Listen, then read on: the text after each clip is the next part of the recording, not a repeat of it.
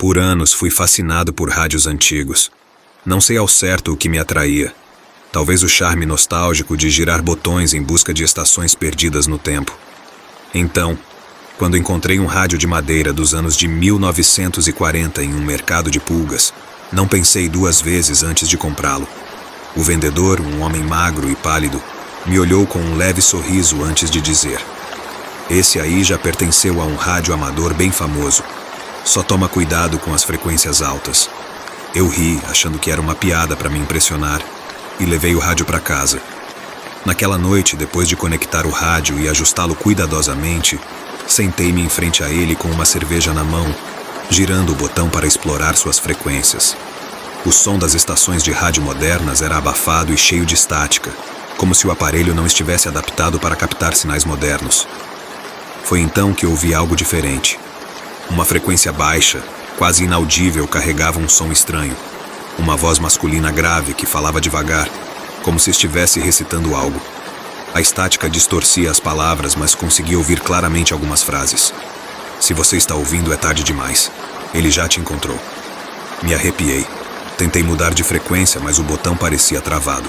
A voz continuou: "Apenas mantenha a luz acesa e não olhe para a janela." Engoli em seco. Olhei ao redor da sala, onde uma lâmpada amarelada iluminava fracamente o ambiente. Não havia janelas na sala, mas a voz parecia estar falando diretamente comigo. Apaguei o rádio, sentindo meu coração disparado. Convenci a mim mesmo que era algum tipo de pegadinha, talvez uma gravação antiga que havia ficado presa no circuito do aparelho. Na segunda noite, minha curiosidade me venceu.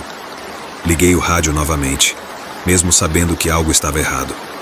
Dessa vez, a estática era mais alta, quase ensurdecedora, mas no meio dela, ouvi sons distintos. Passos, o som de algo arranhando madeira e depois, um grito distante que foi cortado bruscamente. A voz masculina voltou, mas agora parecia mais urgente. "Você está ouvindo? Ele está vindo. Não desligue a luz." Olhei ao redor da sala novamente e foi aí que percebi que havia algo diferente. A lâmpada parecia mais fraca, piscando levemente, e o ar ao meu redor estava mais frio. Apaguei o rádio de novo, desta vez decidido a me livrar dele. Mas quando me levantei para desconectar o cabo da tomada, percebi que ele já estava desligado. Na terceira noite, a situação escalou. Eu estava no meu quarto tentando dormir, quando ouvi o som do rádio vindo da sala. Ele estava ligado, transmitindo a mesma estática acompanhada daquela voz grave e ameaçadora. "Não corra, ele já está dentro." Senti meu sangue gelar.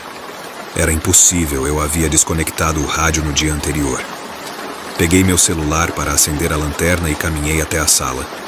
A estática estava tão alta que parecia vibrar pelas paredes. Quando entrei, vi o rádio brilhando, como se estivesse sendo alimentado por alguma energia invisível. A voz agora era quase um grito. "Você olhou para ele, não foi? Agora é tarde." E foi nesse momento que percebi. No reflexo da tela de vidro do rádio, vi algo atrás de mim. Uma figura alta e distorcida, com braços longos demais e olhos brilhantes que não eram olhos, mas buracos negros que pareciam devorar a luz ao redor. Girei em pânico, mas não havia nada ali. Apenas a sala vazia e o rádio, que continuava transmitindo. Desde aquela noite algo mudou. Não consigo mais desligar o rádio. Ele liga sozinho, não importa o que eu faça. A voz sempre retorna, me alertando sobre coisas que parecem acontecer antes que eu as perceba. As luzes da casa piscam constantemente, mesmo com a instalação elétrica revisada. Às vezes, vejo sombras nas paredes que não deveriam estar lá, e sinto que algo me observa enquanto durmo. O rádio ainda está aqui, agora mais forte, transmitindo mensagens que não consigo ignorar. E se você também ouvir algo vindo de um rádio antigo ou de uma frequência que não reconhece, faça o que eu não fiz. Desligue. Desligue antes que seja tarde demais. Meu trabalho como recepcionista de hotel sempre foi tranquilo, até demais. Pequenos hotéis em cidades de interior não costumam atrair hóspedes interessantes. Mas tudo mudou quando o homem do quarto 7 chegou. Era uma noite chuvosa, e eu estava prestes a terminar meu turno quando ele entrou. Alto, com um sobretudo preto encharcado e um chapéu que cobria boa parte de seu rosto. Ele parecia exausto, mas havia algo na maneira como se movia. Preciso, como se cada passo fosse planejado. "Um quarto, por favor. Apenas uma noite", disse ele, sua voz baixa e rouca. Entreguei a chave do quarto 7 e ele subiu sem dizer mais nada. Foi só depois que ele desapareceu no corredor que percebi algo estranho. Ele não tinha bagagem. Quem viaja sem nada, nem mesmo uma mochila? Decidi ignorar. Afinal, hóspedes estranhos apareciam de vez em quando. Porém, naquela noite, algo me deixou inquieto. O hotel parecia mais silencioso que o normal, como se até o som da chuva tivesse se apagado. Eu estava fechando o livro de registros quando percebi que o nome que ele havia escrito não fazia sentido. Ninguém. Mais tarde naquela noite, enquanto eu fazia minha ronda pelo hotel, passei pelo corredor do quarto 7. Estava tudo quieto, mas uma luz fraca escapava pela fresta sob a porta. Eu sabia que não devia incomodar os hóspedes, mas algo me puxava para aquela porta. Coloquei meu ouvido contra ela tentando ouvir. Primeiro nada além de silêncio. Então um som baixo, quase como um sussurro. Mas era estranho. Parecia que havia mais de uma pessoa no quarto. Dei um passo para trás, mas a porta se abriu sozinha. O quarto estava vazio. A cama estava intacta, como se ninguém tivesse dormido nela. As cortinas balançavam levemente, embora as janelas estivessem fechadas. No centro do quarto, sobre a mesa, havia algo que não deveria estar lá. Um espelho oval pequeno, com uma moldura dourada.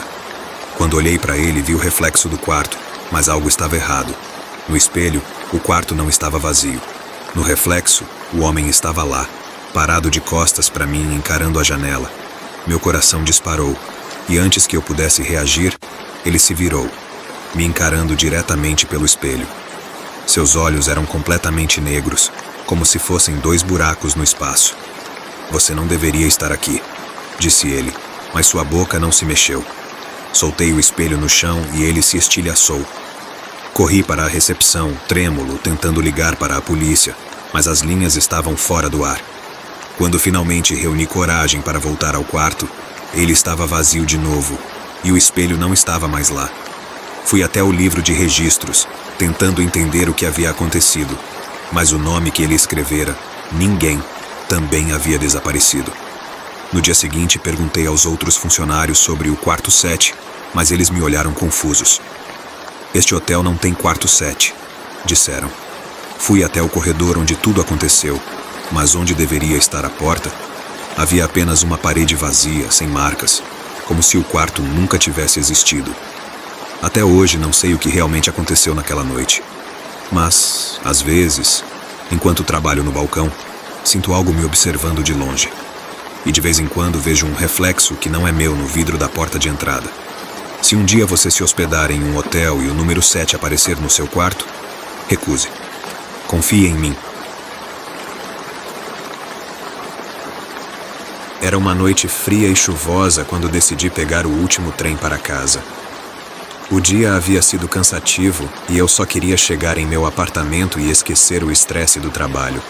Mas como a maioria das noites, o trem estava quase vazio, com apenas algumas almas solitárias ocupando os bancos ao meu redor. A estação estava deserta quando entrei na plataforma, exceto por uma figura que estava encostada na parede, observando o movimento. Ele usava um terno escuro, com uma gravata vermelha que parecia um pouco fora de lugar, dada a hora da noite. Mas o que me chamou a atenção mesmo foi o seu rosto. Estava pálido demais, com os olhos tão vazios que parecia que ele não via nada. Apenas estava lá, como uma sombra. Entrei no trem, tentando não dar muita atenção ao homem, e me acomodei em um dos bancos. Quando o trem partiu, senti uma leve sensação de desconforto, mas atribuí isso à tensão acumulada do dia. Minutos depois, o trem começou a ficar cada vez mais estranho. As luzes piscavam de forma intermitente, e o som do trem sobre os trilhos se tornou abafado, como se estivéssemos flutuando. Olhei ao redor. As poucas pessoas que estavam comigo não pareciam perceber nada de anormal. Cada um estava imerso em seus próprios pensamentos, e a sensação de desconexão só aumentava. Foi quando eu ouvi algo. Um sussurro fraco, vindo de algum lugar atrás de mim. Olhei por cima do ombro, mas não vi ninguém. A sensação de estar sendo observado aumentou. A essa altura, eu já estava começando a ficar nervoso. Mas o mais estranho foi quando percebi que o homem do terno estava no mesmo vagão que eu. Ele não estava em nenhum dos bancos, mas estava lá, na ponta do corredor, como se estivesse esperando por algo. De repente, o trem fez um desvio. A luz se apagou por um segundo, e quando voltou, o homem já não estava mais onde estava antes. Ele estava agora bem na minha frente, parado e olhando diretamente para mim, seus olhos vazios como buracos negros. Eu congelei, incapaz de desviar o olhar. Ele apenas ficou ali, sem dizer uma palavra, como se me desafiasse a reagir.